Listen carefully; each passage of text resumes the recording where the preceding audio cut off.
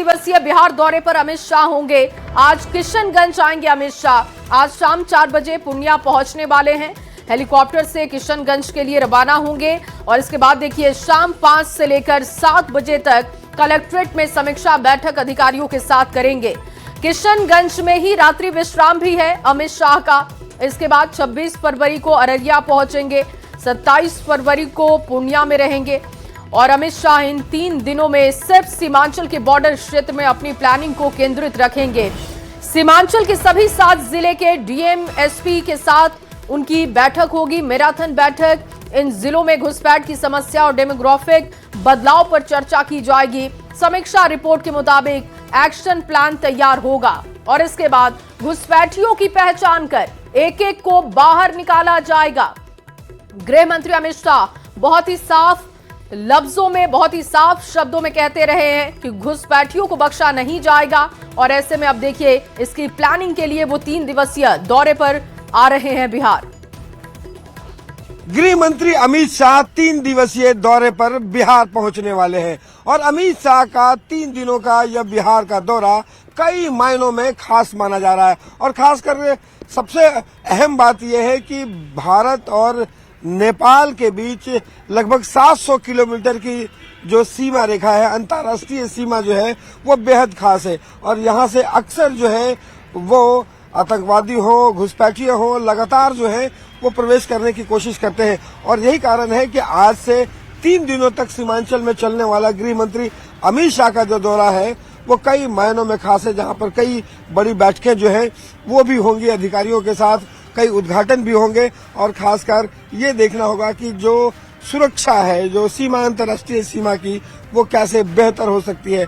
आज जो है अमित शाह जो है वो पूर्णिया पहुंचेंगे और पूर्णिया पहुंचने के बाद वहां से सीधा किशनगंज की ओर हेलीकॉप्टर से जाएंगे और किशनगंज में लगभग 2 घंटे तक तमाम आला अधिकारियों के साथ जो है वो बैठक करेंगे और वहां के बाद अगले दिन अमित शाह जो है वो आपको बता दें कि अररिया में वहां पे एसएसबी जो कैंप है, वहां पे जो सीमा चौकी है उसका उद्घाटन करेंगे और साथ साथ एसएसबी के जवानों के साथ वो एक बड़ी बैठक करने वाले हैं, जहां पे उनके साथ साथ गृह सचिव और तमाम जो सीमावर्ती जो जिले हैं उनके एसपी, डीएम, तमाम जो पदाधिकारी हैं उसमें शामिल रहेंगे और अगले दिन पूर्णिया पहुंच करके वो बड़ी समीक्षा बैठक करेंगे। खास बात यह है कि यहाँ से जो बिहार और नेपाल का जो बॉर्डर है उसको सुरक्षित करना है और उसके साथ साथ जो वहाँ पे जनसंख्या जो बदलाव हुआ है, जो डेमोग्राफी में बदलाव हुआ है, वो भी एक बड़ी नजर उस पर भी है और खास करके आप अगर देखें तो सिलीगुड़ी का जो कॉरिडोर है जिसे चिकन नेक के नाम से जाना जाता है, वो सुरक्षा की दृष्टि से सबसे अहम है और उन तमाम जो सीमा रेखा है उसको अंतर्राष्ट्रीय स्तर पर कैसे सुदृढ़ बनाया जाए और कैसे सशक्त बनाया जाए ताकि तमाम घुसपैठिए और तमाम जो उग्रवादी हैं उसे प्रवेश ना करें। इसे लेकर के अमित शाह की जो बैठक 3 दिनों की बिहार यात्रा है वो बेहद खास है। कैमरा पर्सन दीपक के साथ रविश नारायण, न्यूज़ 18 पटना।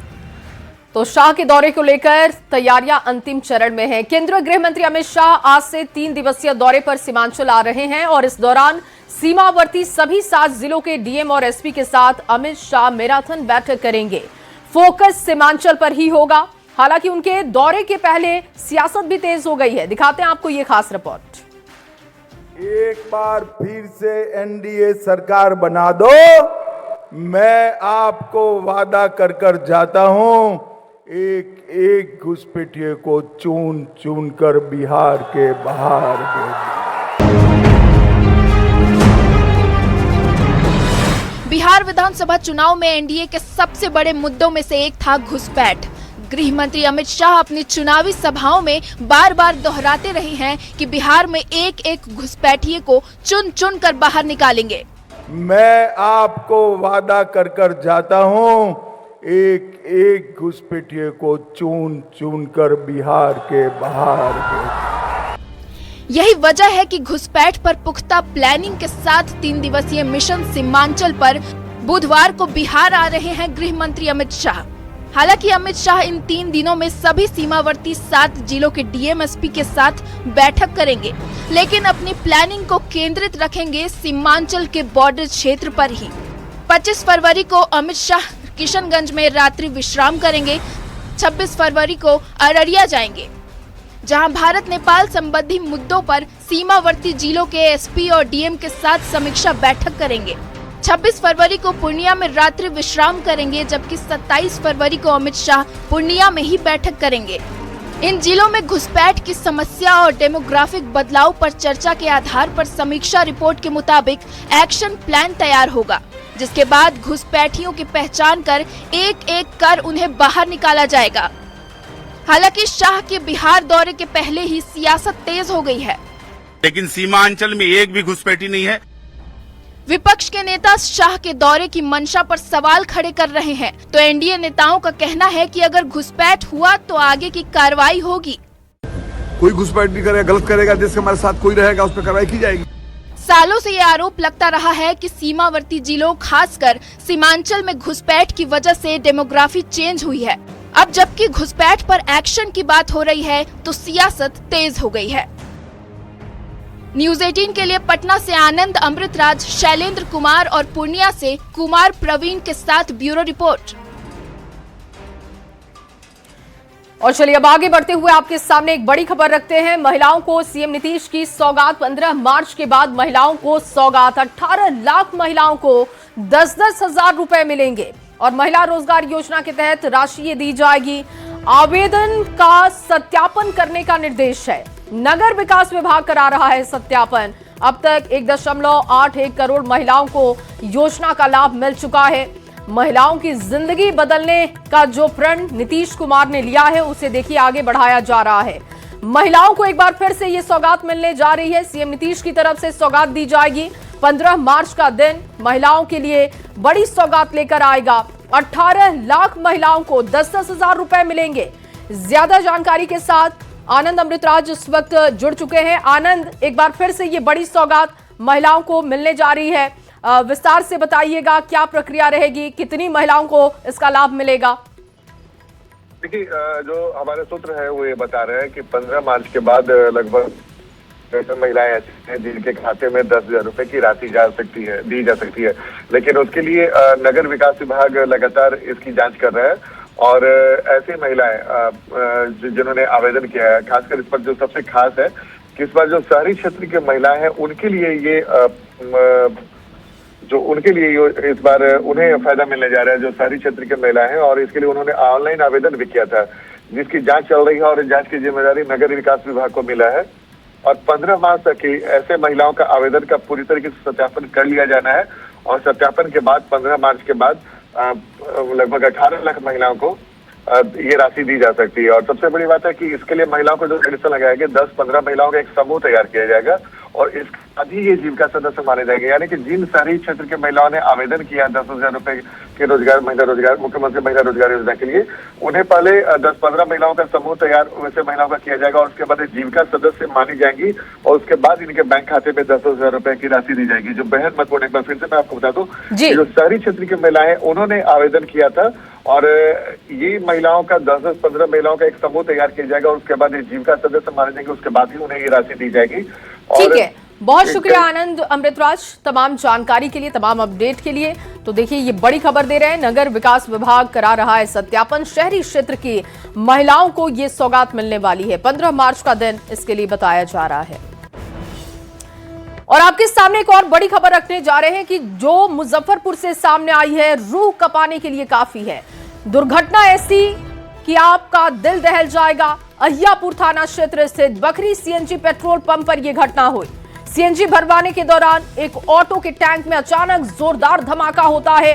इस भीषण विस्फोट की चपेट में आने से करीब आधा दर्जन लोग गंभीर रूप से घायल हैं।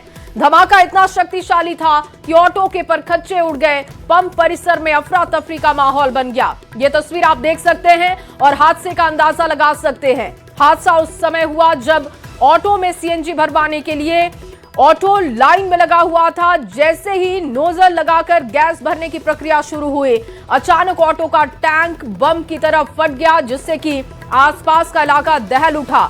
और बताया जा रहा है कि इसमें कम से कम 7 से ज्यादा लोग घायल हैं। सभी का इलाज हो रहा है। ऑटो के सीएनजी टैंक में यह धमाका हुआ है। और अगली खबर आपके सामने अब सासाराम से रखने जा रहे हैं, जहां एक बार फिर से एक व्यक्ति को बच्चा चोर समझकर गांव वालों ने उसकी जमकर पिटाई कर दी है। मामला तिलौथू थाना क्षेत्र का बताया जा रहा है। जानकारी के मुताबिक सासाराम का रहने वाला इरफान अंसारी घूम घूम कर कपड़ा बेचता है, यानी कि फेरी का काम कर रहा था। तिलौथू में भी वो कपड़ा बेचने के लिए पहुंचा था। लोगों ने उसे बच्चा चोर समझ लिया, उसकी जमकर पिटाई की और समय रहते वहां पर पुलिस की टीम पहुंची। इरफान अंसारी को भीड़ से बचा लिया गया है और आपको बता दें कि अस्पताल में इलाज करवाकर परिजनों को सौंप दिया गया है। लेकिन कानून व्यवस्था को भीड़ सीधे तौर पर चुनौती देते हुए सासाराम में दिखाई दी है। अगर आपको शक है तो आप पुलिस को जानकारी दे सकते हैं, लेकिन इस तरीके से किसी की भी पिटाई कर देना सीधे कानून को हाथ में लेने जैसा है। करने आते कमाने खाने के लिए लोग चोर चोर बच्चा चिल्लाने लगे। ये बच्चा चोर है? हाँ, बहुत मारा है लोग। आपको मारा है लोग? अच्छा ठीक है। अब आप कैसे बचे हैं? कौन बचाया आपको? वो पुलिस आया था। पुलिस आई तो आपकी जान बची। तो देखिए, बिहार से लगातार ऐसी खबरें आ रही हैं और ऐसे में न्यूज़ 18 भी आपसे अपील करता है कि बच्चा चोरी जैसी अफवाहों पर ध्यान ना दें और ना ही इन अफवाहों को आप फैलाएं। किसी भी संदिग्ध को देखें तो तुरंत पुलिस को इसकी जानकारी दें। खुद कानून को हाथ में ना लें। सोशल मीडिया पर बिना पुष्टि के आप किसी भी खबर को शेयर ना करें। संदेश या वीडियो को शेयर लोगों तक ना करें। बच्चों की सुरक्षा के लिए परिवार और मोहल्ले में लोगों की जागरूकता आप बढ़ा सकते हैं। अफवाह फैलाने और इससे बढ़ावा देने से आप बचें। अफवाह फैलाने वालों को रोकें, उन्हें समझाएं। प्रशासन की तरफ से जारी आधिकारिक सूचना पर भरोसा करें। सोशल मीडिया पर अगर कोई वीडियो आपके पास आता है, व्हाट्सएप पर कोई आपको कोई वीडियो शेयर करता है, तो आप उसे आगे फॉरवर्ड ना करें, क्योंकि अफवाहें ऐसे ही फैलती हैं और उसके बाद आप कानून को हाथ में ले लेते हैं और ऐसा करने से बचें। न्यूज़ 18 बिहार झारखंड आपसे अपील करता है कि बच्चा चोरी की अफवाहों को आप नकार सकते हैं और आप इसे शेयर करने से भी बचें। चलिए आगे बढ़ते हुए दानापुर से अब आपके सामने खबर रख रहे हैं। बेहटा थाना क्षेत्र के पतसा गांव के पास कथित बच्चा चोर की अफवाह में एक युवक की पिटाई कर दी गई। जानकारी के मुताबिक मंगलवार रात युवक घायल अवस्था में पैदल बेहटा से पतसा की ओर जा रहा था। ग्रामीणों को उस पर शक हो गया कि वो बच्चा चोर है और इसके बाद लोगों ने उसकी पिटाई कर दी। युवक अपना नाम रजनीश बता रहा है, लेकिन कभी खुद को बेहटा तो कभी मुजफ्फरपुर का निवासी बता रहा था, जिससे कि लोगों का शक गहराया। सूचना मिलने के बाद पुलिस भी मौके पर पहुंची, युवक को हिरासत में लेकर थाने पहुंची। बताया जा रहा है कि मोहनपुर दोघरा गांव में भी उसके साथ इसी तरीके की घटना हो गई है और थाना प्रभारी अमित कुमार ने कहा कि पूछताछ हो रही है। पुलिस लोगों से एक बार फिर से अफवाहों पर ध्यान न देने, कानून हाथ में न लेने की अपील कर रही है। घर कहाँ है? मुजफ्फरपुर। मुजफ्फरपुर। क्या करने आए थे बिहटा में? बिहटा में हम सर कुछ काम था, ऐसे घूमने के लिए आए थे। घूमने के लिए? ऐसे ही मतलब कुछ खाने पीने के लिए। बिहटा मुजफ्फरपुर से तुम बिहटा खाने पीने के लिए आया था? जैसे कुछ ऐसे घूमने के लिए आए थे, उधर ही कुछ काम था। कहाँ घूमने आया था? मॉल में देखने आए थे। कौन सा मॉल? मॉल का नाम याद नहीं है। अच्छा। हाँ। तुमको ये जो चोट है, ये चोट कैसे लगा? ये हम गिर गए थे आगे में, पीछे उधर साइड में। अच्छा। ठेस लग गया था। ठेस लग गया था। और चलिए इस बीच आपके सामने एक और बड़ी खबर रखे। चंपाई सोरेन के पोते की संदिग्ध मौत की खबर मिल रही है। झारखंड के पूर्व सीएम के पोते की मौत की खबर। हिमाचल प्रदेश के कुल्लू में संदिग्ध मौत हो गई है। बाबूलाल सोरेन के बेटे थे वीर सोरेन। चंपाई सोरेन देर रात हिमाचल प्रदेश के लिए रवाना हो गए हैं। इस वक्त की बड़ी खबर मिल रही है, चंपाई सोरेन के पोते की संदिग्ध मौत हो गई है। जानकारी जुटाई जा रही है कि आखिर किन परिस्थितियों में ये मौत हुई है। आपको बता दें कि झारखंड के पूर्व सीएम चंपाई सोरेन के पोते की मौत हुई है। हिमाचल प्रदेश के कुल्लू में संदिग्ध मौत की जानकारी मिली, जिसके बाद आपको बता दें ये कि चंपाई सोरेन देर रात हिमाचल के लिए रवाना हो चुके हैं। ओम प्रकाश ज्यादा जानकारी के साथ जुड़ चुके हैं। ओम प्रकाश, क्या कुछ जानकारी मिल पा रही है, कैसे ये मौत हुई है? जी बता दें कि फिलहाल जो जानकारी है उसके अनुसार जो बाबूलाल सोरेन के पुत्र थे वीर सोरेन, वो कुल्लू गए हुए थे दोस्तों के साथ घूमने। इसी दरमियान जो उनकी मौत हुई है। हालांकि किन वजहों से हुई ये तमाम चीजें फिलहाल स्पष्ट नहीं है। वहीं पर जो इसकी जानकारी मिलने के बाद जो चंपई सोरेन हैं वो भी कुल्लू के लिए रवाना हुए हैं, ऐसी जानकारियां भी सामने आई हैं। जो तमाम परिवार है वो भी मर्माहत है।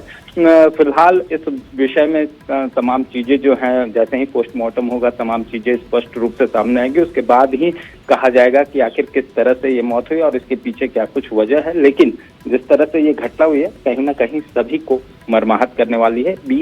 21-22 वर्ष ये बताए जा रहे हैं वीर सोरेन, जो कि इस उनकी मौत हुई है। जी ओम प्रकाश, एक बार कंफर्म कीजिएगा, क्या चंपाई सोरेन के पोते हैं या फिर पुत्र हैं? आप क्या जानकारी कंफर्म कर रहे थे वो एक बार फिर से दर्शकों के साथ साझा कीजिएगा। जी, बाबूलाल सोरेन के बेटे, यानी कि चंपाई सोरेन के पोते जी। और ओम प्रकाश, क्या घूमने फिरने के लिए वहां पर वो गए थे या कोई और जानकारी मिल रही है, किसी काम से गए हों? जी, जो जानकारी है वो घूमने ही गए थे। वहाँ पर जो तमाम स्पॉट्स हैं कुल्लू में, तमाम पर्यटन स्थल हैं, वहाँ पर घूमने गए थे। इसी दरमियान जो स्कीइंग के दरमियान वो करके लौटे थे, बर्फ में भी घूमे थे वो, जिसके बाद वो अपने होटल के कमरे में पहुंचे जहाँ पर उनकी मौत हुई है। डॉक्टरों ने भी जांच की और उसके बाद मौत की पुष्टि की है। फिलहाल इस मामले को लेकर अभी तमाम चीजें जांच की जा रही हैं। युवक किस तरह से, किन परिस्थितियों में वीर सोरेन की मौत हुई, इन तमाम चीजों की जानकारी जो है वो पोस्टमार्टम रिपोर्ट के आधार पर हो पाएगी। लेकिन बाबूलाल सोरेन के पुत्र और चंपई सोरेन के पोते वीर सोरेन की इस दुखद मौत के बाद पूरा परिवार जो है इस वक्त। ठीक है ओम प्रकाश, आप बने रहिए हमारे साथ। आशीष भी इस वक्त जुड़ चुके हैं। आशीष, ये दुखद खबर मिल रही है और बताया जा रहा है कि चंपाई सोरेन कुल्लू के लिए रवाना भी हो गए हैं, लेकिन क्या कोई आपके पास अपडेट, कैसे ये मौत हुई है, किन परिस्थितियों में मौत हुई है? क्योंकि बताया जा रहा है कि संदिग्ध ये सब कुछ दिखाई दे रहा है। कितने लोग उनके साथ मौजूद थे? कोई भी ऐसी जानकारी आपके पास हो तो साझा कीजिएगा। जी, आपने सही कहा कि ये दुखद खबर है। आपको बता दूं कि झारखंड के पूर्व मुख्यमंत्री चंपई सोरेन और उनके बड़े बेटे बाबूलाल सोरेन, जो घाटशिला के वर्तमान भाजपा के प्रत्याशी भी रहे थे विधानसभा चुनाव में, और उनके बड़े बेटे वीर सोरेन जो है अपने दोस्तों के साथ कुल्लू गए थे। और बर्फ में जिस तरह बातें सामने आ रही है, उनके दोस्तों के तरह से बात जिस तरह बताई जा रही है कि वो बर्फ में खेले और उसके बाद फोटोग्राफी हुआ और उसके बाद जैसे ही वो होटल पहुंचते हैं रूम में तो वो बेहोश हो जाते हैं। हालांकि उनके दोस्तों द्वारा आनंद फानन में उनको अस्पताल पहुंचाया जाता है, मगर अस्पताल में डॉक्टरों ने जैसे ही उनको देखा तो ये मृत घोषित कर दिया। फिलहाल किस कारण से मौत हुई, क्या कारण है, ये तो अभी जांच का विषय है। मगर पुलिस वहां मौके पर पहुंच गई है और मामले की जांच भी की जा रही है कि आखिर कैसे, क्योंकि वो बर्फ में खेले और उसके बाद जैसे ही होटल के कमरे में जाते हैं उनकी बेहोश होने से उनकी मौत हो जा रही है। जिस तरह बातें सामने आ रही कि उनका हृदय रुक भी सकता है, ठंड के चलते अचानक से ठंड में वो गए और उसके कारण भी उनकी मौत हो सकती है। हालांकि फिलहाल पूरे पुलिस जो है कई बिंदुओं पर जांच कर रही है। हालांकि मौत की सूचना मिलते ही चंपई सोरेन और बाबूलाल सोरेन के साथ परिवार के सभी लोग जो है वो कुल्लू के रवाना हो गए। यहाँ से रांची निकले हैं, वहां से सीधे तौर पे वो कुल्लू पहुंचेंगे। तो कहीं ना कहीं इस घटना की सूचना मिलते ही परिवार के लोगों में रोने, दुख की भी। लेकिन आशीष, 21 साल की उम्र बताई जा रही है और आप जैसा कि बता रहे हैं कि दोस्तों के साथ घूमने गए थे, कितने दोस्त उनके साथ थे और क्या कोई ऐसी परिस्थिति संदिग्ध दिखाई दे रही है क्या? कई आशंकाएं आप भी जाहिर कर रहे हैं कि बर्फ में खेलने के बाद हो सकता है कि हार्ट अटैक भी हो गया हो, लेकिन इसके इर्द गिर्द अभी कुछ भी निकलकर सामने आ रहा है क्या? घटना की जानकारी लोगों तक कब पहुंची, कब वो हिमाचल गए थे?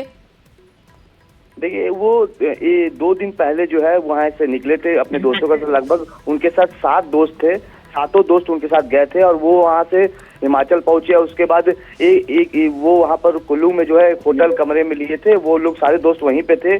और जिस तरह बातें सामने है कि बर्फ में वो खेल रहे थे, खेलने के बाद फोटोग्राफी भी उनकी हुई है और उसके बाद वो मस्ती करके जब वहाँ होटल के कमरे में गए हैं तो उसके दौरान वो बेहोश हो गए। और उसके बाद उनके दोस्तों ने देखा तो वो आनंद फानन में अस्पताल वहां पहुंचाया, कुल्लू के एक निजी अस्पताल पहुंचाया, जहां पर जैसे ही डॉक्टरों ने उन्हें देखा उन्हें मृत घोषित कर दिया।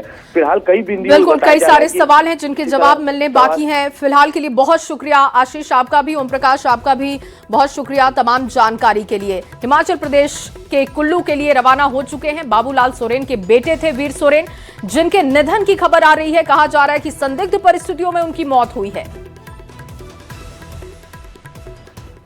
और वहीं भारत सरकार सर्वाइकल कैंसर जैसी घातक बीमारी की रोकथाम के लिए फ्री HPV वैक्सीनेशन का अभियान चलाने वाली है और इसके तहत 14 साल और उससे ज्यादा उम्र की लड़कियों को मुफ्त में गार्डिसिल का टीका दिया जाएगा। क्या प्रोसेस होगा दिखाते हैं आपको इस रिपोर्ट में।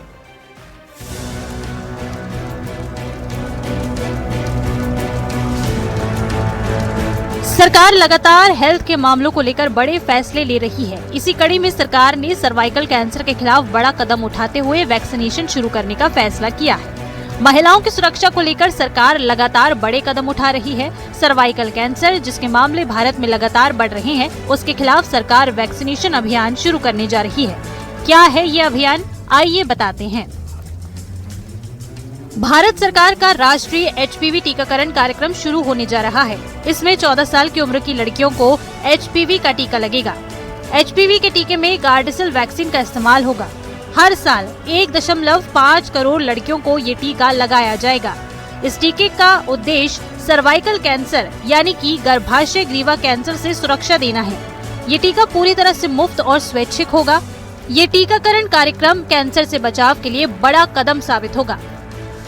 अब सवाल है कि ये टीका क्यों जरूरी है और क्यों केंद्र सरकार 14 साल की लड़कियों के लिए मुफ्त HPV वैक्सीनेशन कार्यक्रम शुरू कर रही है। दरअसल इस अभियान का मकसद सर्वाइकल कैंसर जैसी गंभीर बीमारी से समय रहते बचाव करना है। सर्वाइकल कैंसर से समय रहते बचाव जरूरी है। भारत में हर साल लगभग 80,000 से ज्यादा नए मामले इस कैंसर के सामने आते हैं। सर्वाइकल कैंसर से करीब 42,000 से ज्यादा मौतें भी हो चुकी हैं। HPV वायरस खासकर टाइप 16 और 18 से कैंसर होता है। HPV टीका 93 से 100% तक प्रभावी माना गया है।